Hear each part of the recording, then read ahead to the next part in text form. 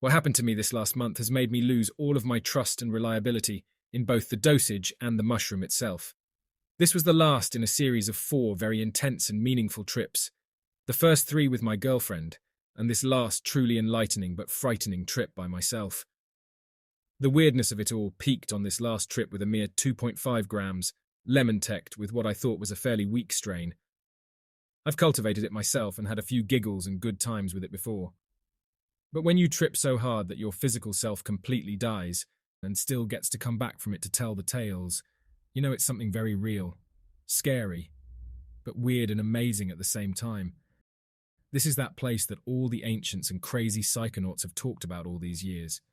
When you get here, there is no doubt about it. It is the kind of trip that you could strive for your whole life, but you are scared shitless at the same time when you realize you're getting there. You try to use your courage as your raft as you stream down this crazy river into the abyss, but make no mistake, fear is always around the corner just waiting to get a hold of you. So you must trust that your raft is strong. I don't care who you are. Your heart is a lot braver than you think. You just got to put it to the test. And man, there are some heavy tests out there. I am a skeptic at heart, and hopefully always will be. I have been an atheist for most of my life because of my circumstances and upbringing, but I seriously started realizing that life's mysteries are way beyond measuring instruments and other people's opinions. It is up to us as individuals to solve this mystery. That is the meaning of life. Why else would we live in this weird illusion we call the physical universe? Every single person must trust themselves enough to take the journey towards enlightenment and not take the words of others so much to the heart that it overpowers what they already know is true, but have forgotten. Anyway, if you are still here, I'm going to try to go through the stages of this extremely interesting trip with you. My girlfriend had just left for work and wouldn't be home for the next 7 hours, so what else to do but chug a little mushrooms, I thought. I ground up 2.5 grams of cubensis, stirred it with squeezed lemon juice, and let it sit in the fridge for about an hour. I added some squeezed orange into the mix just for the hell of it and slammed it like a shot. The usual routine starts. I light up some candles, put on some music, and start rolling some spliffs. You can't have a decent psilocybin party all by yourself without some sweet sensi in your veins, right? About an hour or so in, I start to feel really weird, so I decide to go out for a walk. I had some perception changes, visual distortion, and racing thoughts, but other than that I was fine. Apparently, I suck at throwing snowballs when under the influence of mushrooms. After about 10 to 15 minutes outside just walking around, I started to get cold, so I headed back to the apartment. And it was when I opened the door and went inside that it really hit me, hard. I felt like some kind of robot. Warning, warning, severe reality breakdown ahead. Oh man, I didn't sign up for this. How much was it? 2.5? No way. I walked into the kitchen and everything turned into a scene from The Simpsons or something. It felt completely cartoon-like. I wasn't freaking out at this point because I've had very intense trips before, but when I laid down on the couch to chill out for a second, the mushroom made himself known to me for what I think is the first, true time. Even though I've felt his presence in earlier trips, watching me. He steps forward. I start communicating with the mushroom entity.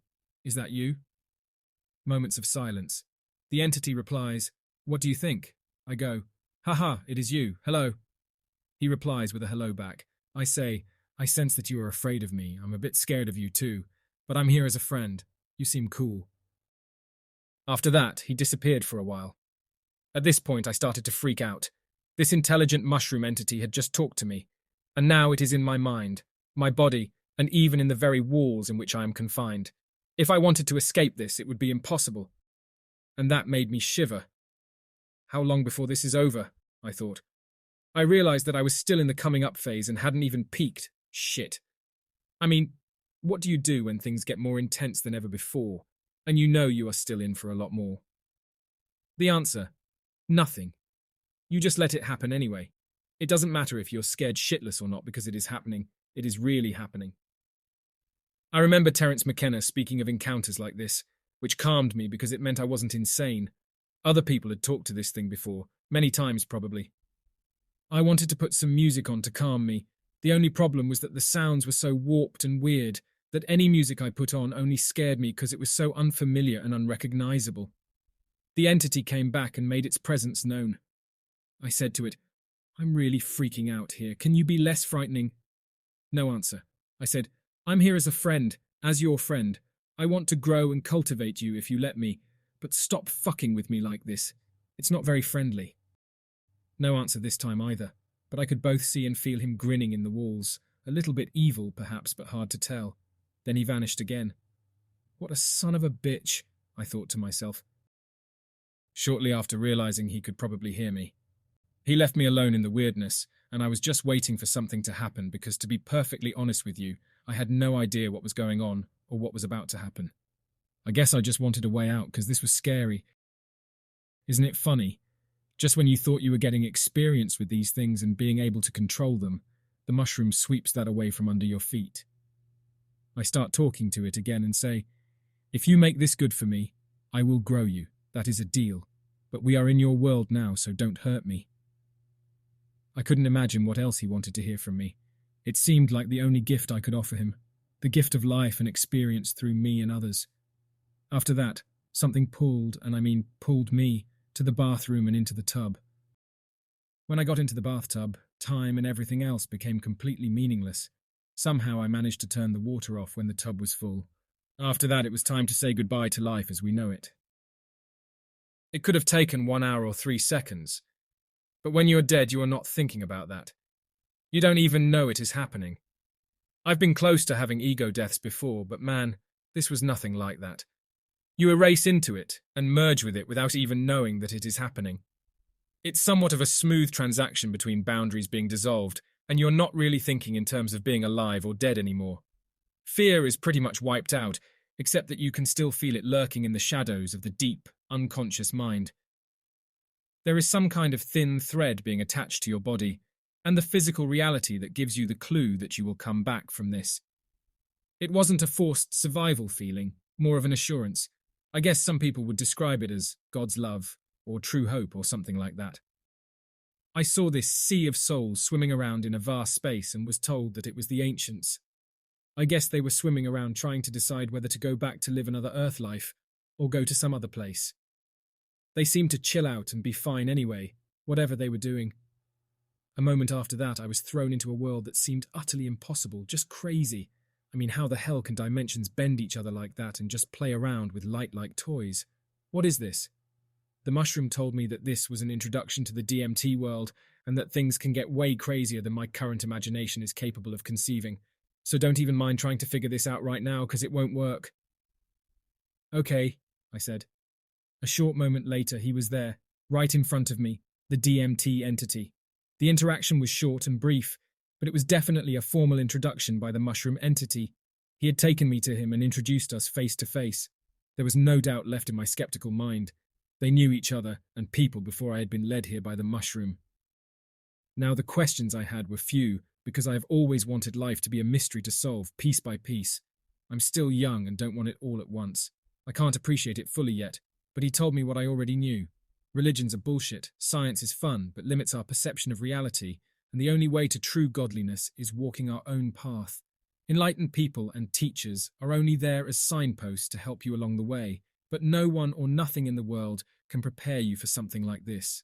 Only the trust in your own courage and love will take you to the kind of places where you can meet the one in these direct ways. I must say, it feels really wrong to claim all of this.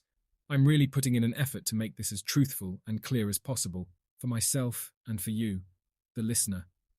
The respect I have for this powerful tool has skyrocketed in my last few trips, and everything I tell you here is from my own perspective. I do not claim to be enlightened, or a teacher, or anything of that sort. I hope stories like mine will encourage people to find out the truth by themselves, being their own Jesus or Buddha.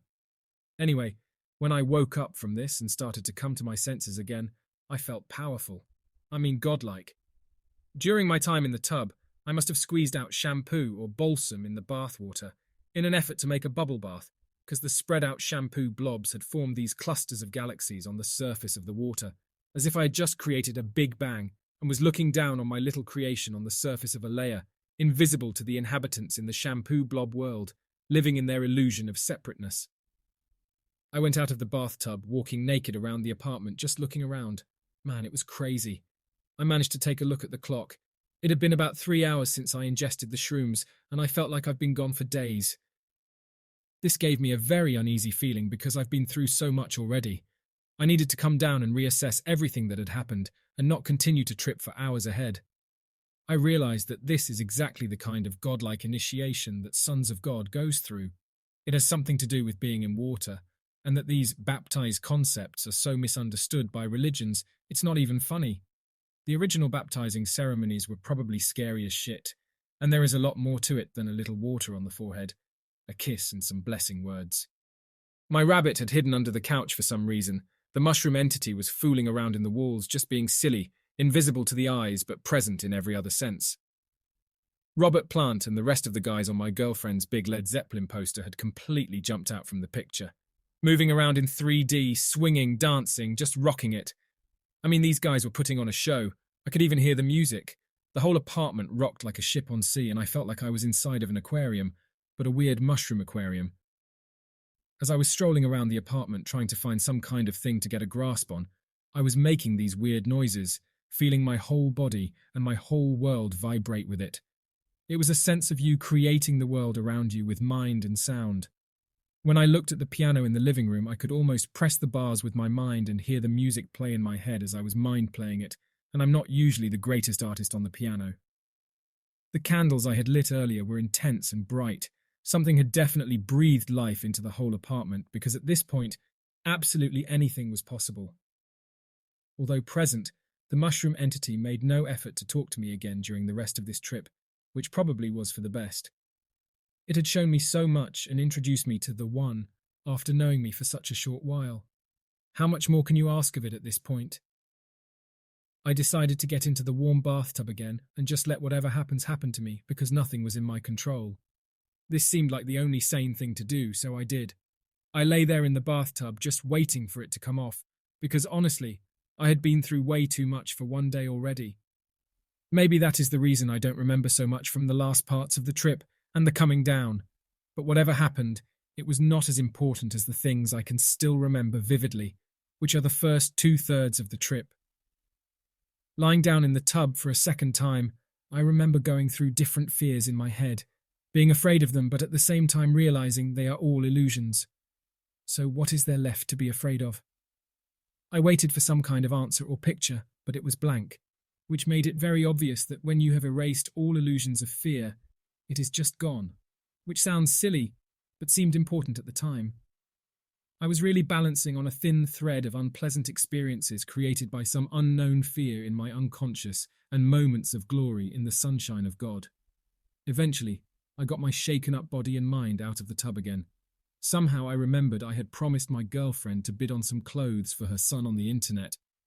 The only problem being, I was still pretty tripped out, and trying to bid on things on the internet in this state of mind is like controlling an alien spacecraft, trying to get through a meteor cloud. Mind-boggling. My girlfriend came home. I came down and I could start to get all of what happened off my chest. Luckily, she is a hell of a cool girl, so we shared a few joints and talked it through. When I described the complete unreliability of the dosages these last trips, despite an earlier more or less reliable mushroom use with equal doses, she formed the theory that I now had formed a relationship with the mushroom, some kind of bond. The doses I need to be able to visit these secret places may be far less than for the average person, and it seems likely. The reports I read from the kind of trips I have are way beyond the doses I use. I've had everything from 2, 5 to 6 grams, and honestly, I can't tell the damn difference anymore. Is it possible to become super sensitive to psilocybin? Or could it be that the spirit of the mushroom has it easier to get a grasp of my mind and alter my reality now that it knows me and my intentions more thoroughly? I don't know. Only time will tell. I hope you enjoyed my adventures with my strange friend. I fear there will be much more to come.